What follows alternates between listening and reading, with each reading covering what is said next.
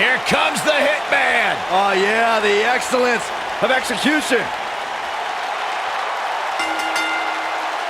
The following contest is a last man standing match.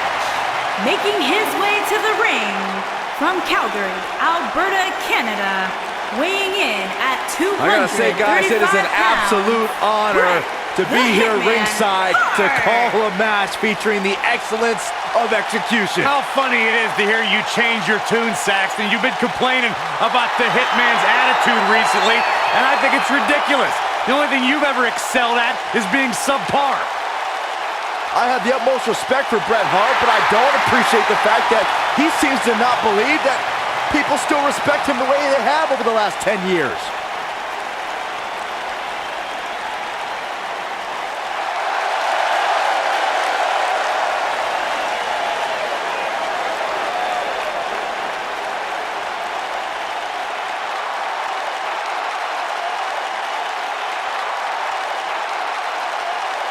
As the late, great Lemmy says, it's time to play the game.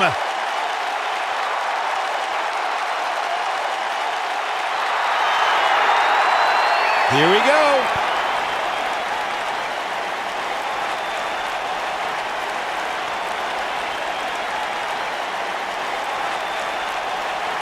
It's all about the game. Oh, the referee needs to get control of this.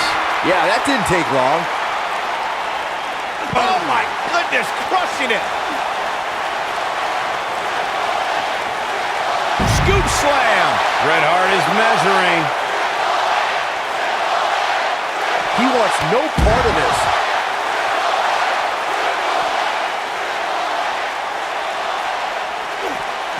Bringing it back into the ring.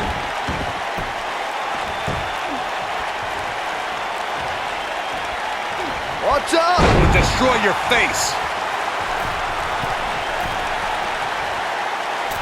Oh, nasty impact. Triple H with some reason to worry here. I fully expect him to bounce back, though. This is the type of one-on-one atmosphere where he thrives. Hey, you're going to absorb some punishment in a wrestling match. It just goes along with the territory, and he knows that.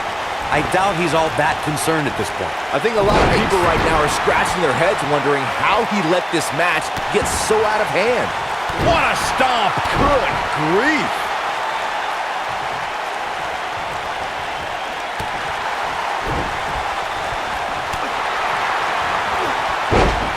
If history's shown us anything when it comes to Bret Hart, it's that an opponent doesn't want to try to match technical skill with the man called the excellence of execution.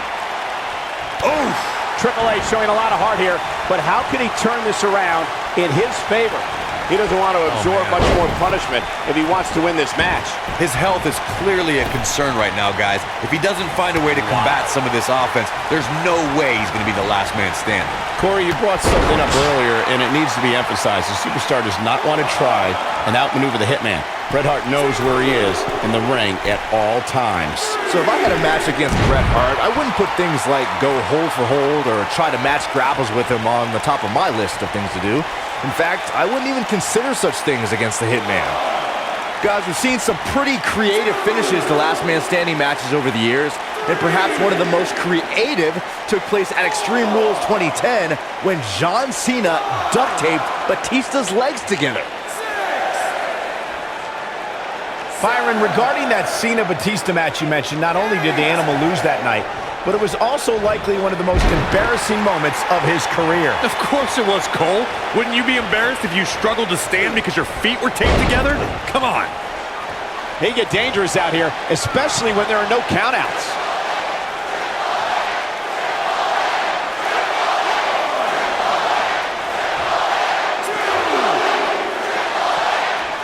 When people see the success of NXT and how it went from a developmental system to a bona fide WWE brand, they need to look at one person who had a vision of what those three letters needed to be, and that is Triple H. Once Triple H became a WWE executive, he completely overhauled the way the WWE developed its superstars of tomorrow. Some of my most rewarding work has come from spending time at the WWE Performance Center and being around the superstars of NXT. Triple H created an environment that's second to none in terms of training and learning how to develop into a WWE superstar. The WWE Performance Center rivals any professional sports or Olympic training facility. Triple H had a dream, he had a vision of what the future looked like, and he made it happen. Uh-oh. Neck breaker. But he's running on fumes here. Does he have enough left in him to capitalize? Will Triple H even be able to continue? How could you question the game? It's no secret, guys, that the last man standing match tests a superstar like no other contest. Nowhere else do the rules dictate you must decimate your opponent so much that they cannot answer the count of 10. There he goes, crashing to the floor.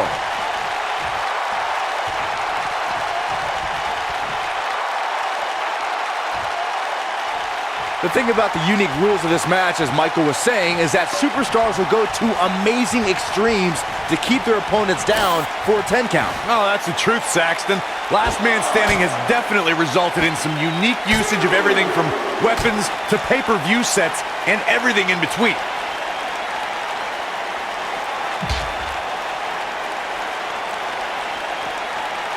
Nailed it. He has the ability to turn it on in a heartbeat.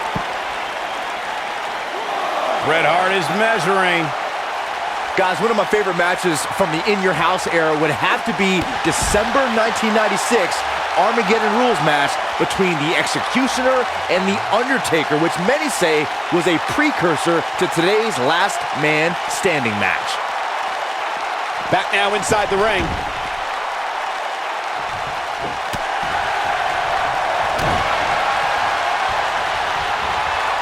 As Byron was saying, Armageddon Rules was undoubtedly a precursor. Oh, here it comes! Oh, man. Spiked him. Wow, I'm just as surprised as you guys are.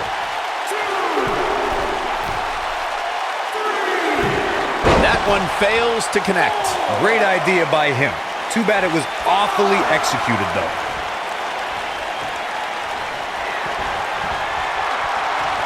Setting up for it.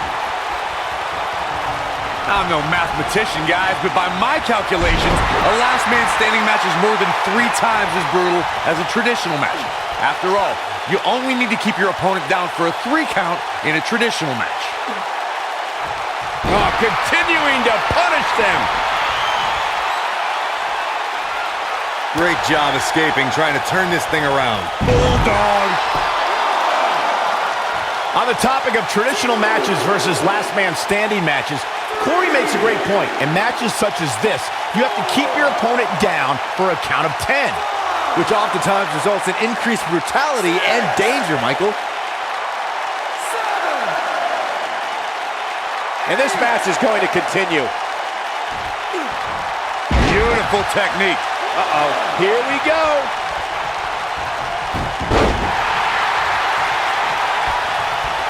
Set it up. Neck breaker. You know, I'd say matches like this really drive superstars to take risks they normally wouldn't take. An example that immediately comes to mind would be Shane McMahon's actions in Unforgiven in 2003.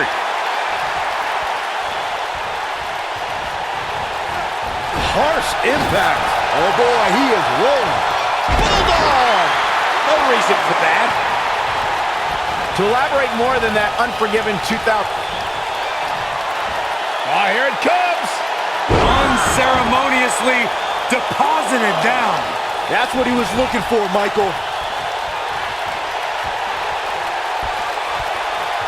Uh-oh.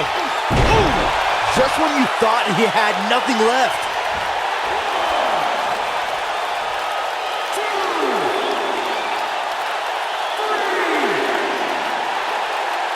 Something that Triple H's opponents have shared is that a way to survive is to keep your composure.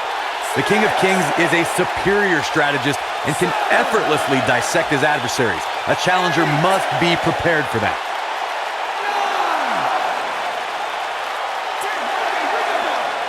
This one's over.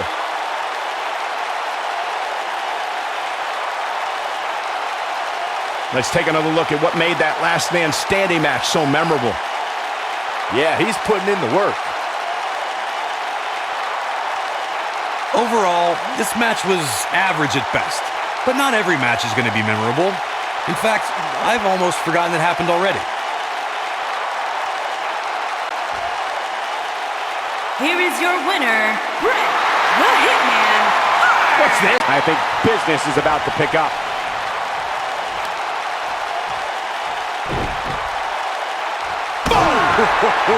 This is what makes him one of the best in the business.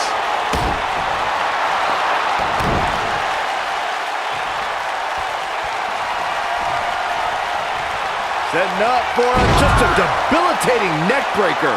Here's his moment, Michael.